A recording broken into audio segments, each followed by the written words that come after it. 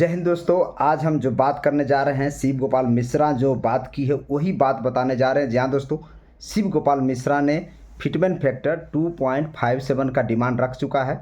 आपको बता दें कि शिव गोपाल मिश्रा ने 2.86 का मांग रखा था, लेकिन उनका कहना है कि 7वां पे कमीशन में 2.57 दिया गया था, तो 8वां पे कमीशन में 2.57 से नीचे नहीं दे सकती सरकार, क्योंकि महंगाई का दर देख लीजिए या जीवन स्तर किस तरह से कर्मचारियों को बदल रहा है। जी हाँ दोस्तों, सरकार की आर्थिक स्थिति पर भी डिपेंड करता है कि फिटमेंट फैक्टर कितना सरकार लाती है।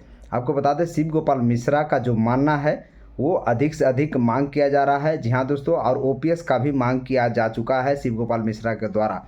आपको बता दें कि अगर सरकार 2.57 फिटमेंट फैक्टर देती है तो जो बेसिक सैलरी है लेवल 1 कर्मचारियों का वो 18,000 से बढ़ करके 46,260 रुपया हो जाएगा, और जबकि पेंशन में जो बढ़ोतरी होगी 23,130 रुपया की मिलना शुरू हो जाएगा, जो कि अभी पेंशन 9,000 मिलता है लेवल 1 से। जी हाँ दोस्तों, सबसे लोएस्ट जो पेंशन है, और जो हाईएस्ट पेंशन है 1,25,000 है, और हाईएस्ट जो वेतन है 2,50,000 है। आपको पता होगा। अगर सुभाष चंद्र गर्ग की बात करें, जो पहले भी वीडियो में हम बता चुके हैं, सुभाष गर्ग का कहना है कि आप अगर चांद मांगेंगे तो सरकार आपको चांद नहीं देगी। जी हाँ दोस्तों, तार्किक सवाल करिए और तार्किक पर ही आप रहिए। सुभाष चंद्र गर्ग का कहना है कि अभी का जो फिटमेंट फैक्टर है, अभी आप कैलकुलेशन कर लीजिए, 3 से 4% और बढ़ेगा तो टोटल फिटमेंट फैक्टर 1.6 होता है, और इसमें सरकार हो सकती है 20% तक और बढ़ा दे या 30% तक बढ़ा दे। तो इस हिसाब से जो सुभाष चंद्र गर्ग है उनका कहना है कि 1.92 फिटमेंट फैक्टर सरकार देगी, यानी सैलरी 92% तक बढ़ सकती है। जहाँ दोस्तों, और अगर 1.92 सरकार फिटमेंट फैक्टर देती है तो लेवल 1 कर्मचारियों का वेतन 34,560 रुपया होगा, जो पहले भी आपको हम बता चुके हैं, और पेंशन 17,280 रुपया बनेगा। इसके अलावा अगर 2.86 फिटमेंट फैक्टर जिस प्रकार से शिव गोपाल मिश्रा मांग रहे हैं, अगर वो मिलता है तो 186% की वेतन में बढ़ोतरी होगी, और आपका जो वेतन है 51,480 रुपया हो जाएगा, जबकि पेंशन की राशि जो है 25,740 रुपया बनेगा। जी हाँ दोस्तों, यानी 186% का बढ़ोतरी होगी। आपको बता दें इससे पहले 7वां वेतन आयोग जब लागू हुआ था 2016 जनवरी 2016 से, तो उस समय जो फिटमेंट फैक्टर था 1.57 था, और पे बैंड के हिसाब से था। जिस तरह से पे बैंड बढ़ा उसी हिसाब से फिटमेंट फैक्टर बढ़ता गया। किसी में 2.62 भी था, किसी में 2.67 भी था, किसी में 2.81 तक भी फिटमेंट फैक्टर दिया गया है 7वां पे कमीशन में। लेकिन इस बार शिव गोपाल मिश्रा का कहना है कि जो फिटमेंट फैक्टर सरकार देगी वो यूनिफॉर्म होना चाहिए, ना ही पे बैंड के हिसाब से होना चाहिए, ना ही लेवल के अनुसार से होना चाहिए। ये शिव गोपाल मिश्रा का मांग है। और आपको बता दें ओपीएस का भी मांग लगातार शिव गोपाल मिश्रा कर रहे हैं, जब से कर्मचारियों का उनके ऊपर दबाव पड़ा है। आपको बता दें पहले यूपीएस का बहुत अबदारी किया करते थे, लेकिन अब उनका भी ट्रैक धीरे धीरे बदल रहा है, क्योंकि सरकारी कर्मचारी को पुरानी पेंशन चाहिए, उसके अलावा कुछ नहीं। ना उसे यूपीएस चाहिए, ना उसे एनपीएस चाहिए। आप देख लीजिए पिछले कई दिनों से एनपीएस का जो फंड है कितना गिरा हुआ है। जी हाँ दोस्तों, यानी बाजार किस तरह से नीचे गिरा है आपको पता होगा। और 20-22 साल से लगातार सरकारी कर्मचारी एनपीएस का विरोध कर रहे हैं, ये भी बात आपको पता होगा। उसका रिजल्ट भी आ गया है। किसी को 500 महीना, किसी को 1500, किसी को 1000-4000 महीना तक ही पेंशन मिल रहा है एनपीएस कर्मचारियों को। लेकिन सरकार अब यूपीएस लेकर आ रही है, और समय काफ़ी कम है, क्योंकि 1 अप्रैल 2025 से यूपीएस लागू होना है। तो आप गिन लीजिए कि आपके पास समय काफ़ी कम है। आज 9 मार्च हो चुका है। जहाँ दोस्तों, तो इस तरह से समय काफ़ी कम है, और इसीलिए लगातार सरकारी कर्मचारी आक्रोश में मूड में है। आपको पता होगा कि अटेबा ने एक आह्वान किया है 1 मई 2025 को दिल्ली चलो। जहाँ दोस्तों जंतर मंतर पर विशाल प्रदर्शन होने जा रहा है, और जो कहा जा रहा है कि 1 अक्टूबर 2023 का जो प्रदर्शन महारैला हुआ था रामलीला मैदान में, उसका भी रिकॉर्ड तोड़ने की बात कही जा रही है। यानी आप लोग को कमर कसने की बात कही जा रही है। अगर ओपीएस बहाल कराना है तो बहुत बड़ा विशाल प्रदर्शन करना है।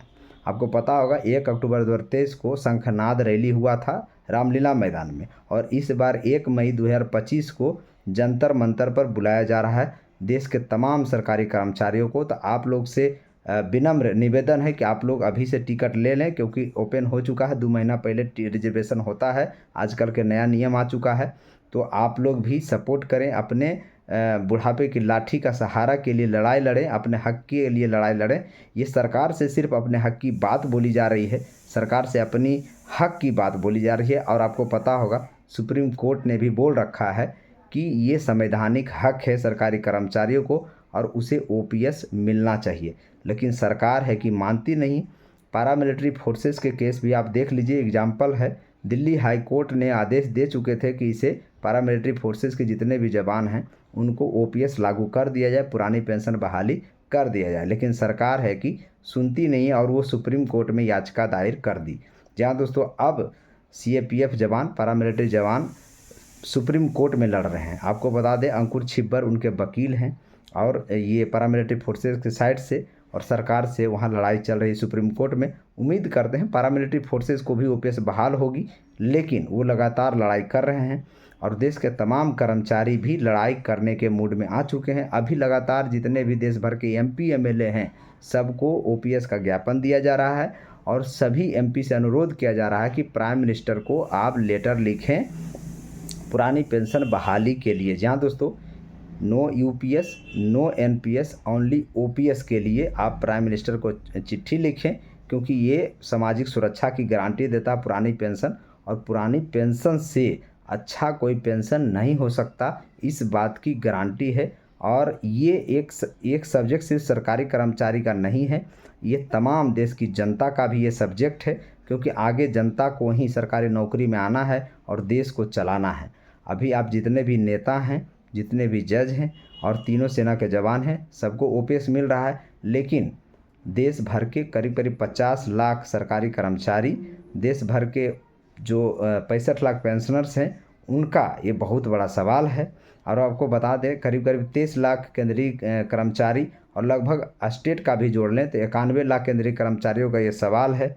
और आने वाला समय में ओपीएस बहाल होगा, इस बात की भी गारंटी है। लेकिन आज से लड़ाई लड़ी जा रही है और विजय बंधु ने भी अनाउंसमेंट कर चुके हैं। आपको पता होगा 10 मार्च तक लगातार एमपी को ज्ञापन दिया जाएगा। फिर आगे जागरूकता अभियान भी है। फिर 1 अप्रैल 2025 को काला पट्टी बांधकर अपने कार्यालय में काम करना है। और इसके अलावा डीएम को, अपने जिला जो अधिकारी हैं उनको ज्ञापन देना है। और 1 मई को दिल्ली जंतर मंतर चलना है। तो ये बहुत बड़ा आह्वान है विजय कुमार बंधु का। और आपको पता होगा विजय कुमार बंधु का जो साहस है, उनका सहनशील शक्ति है, आज तक लगातार लड़ाई लड़ रहे हैं 10-12 साल से, और सिर्फ ओपीएस के लिए। जहाँ दोस्तों अगर सरकार अभी ओपीएस बहाली कर दे तो ये लड़ाई अभी ही ख़त्म हो जाएगी। तो इस तरह से सरकार से मांग किया जा रहा है कि सरकारी कर्मचारियों को ओपीएस बहाल कर दिया जाए। आपको पता होगा 10-12 साल से लगातार नौकरियां की काफ़ी कमी हो गई है, बेरोज़गारी काफ़ी बढ़ गया है और पिछले 6-7 साल से नौकरियां नहीं आई थी। अभी भी वैकेंसी आई है तो काफ़ी कम वैकेंसी आई है। तो अगर वैकेंसी सरकार नहीं ले रही है तो जो बचे खुचे कर्मचारी उनके पास है उनका तो ओपीएस बहाल कर दे। ये कई बार नेता भी सदन में उठा चुके हैं कि आप सरकारी नौकरी के लिए रोज़गार तो नहीं ले रहे हैं, तो कम से कम जो बचे हैं उनका तो पुरानी पेंशन लागू कर दीजिए। लेकिन सरकार है कि सुनती नहीं है। जी हाँ दोस्तों, और यही जो बात है जो पूरे कर्मचारियों में आक्रोश का माहौल बना दिया है। कर्मचारियों को हूबहू पुरानी पेंशन चाहिए, या फिर जो पुरानी पेंशन में जो भी लाभ था वो यूपीएस में अगर दे दिया जाए सारा लाभ, तो आप नाम यूपीएस रख लें, नाम आप कुछ भी रख लें, मोदी पेंशन रख लें, उससे सरकारी कर्मचारियों को कोई परहेज नहीं है। लेकिन जो ओपीएस का सारा बेनिफिट्स है वो यूपीएस में देना पड़ेगा। तो इसीलिए इट इज़ ओपीएस से हो सकता है एक सेंटिमेंटल इशू होता है कि अटल बिहारी वाजपेयी ने ओपीएस को बंद करके एनपीएस लागू किया, तो वो सरकार के लिए भी एक सोचने वाली बात है।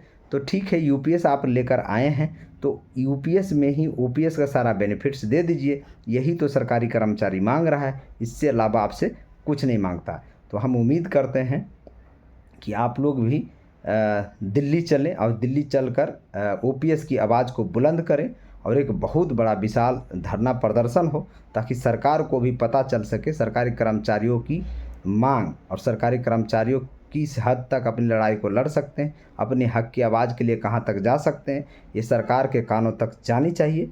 बाकी मेरे चैनल को लाइक करिए, शेयर करिए, सब्सक्राइब करिए। जय हिंद।